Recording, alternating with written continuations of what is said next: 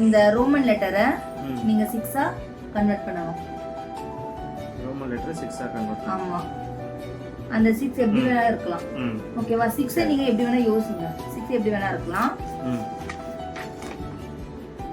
பண்ணிடலாமா? பண்ணிடலாம். Roman letters தெரியுமா?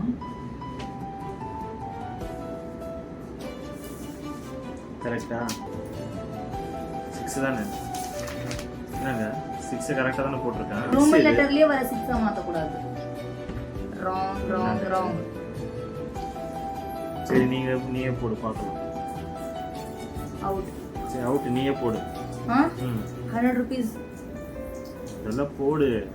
ஓகே. 6. என்னங்க இது ஒரே பித்தலாட்டமா இருக்கு. என் பொண்டாட்டிக்கு இவ்வளவு அதிகம்.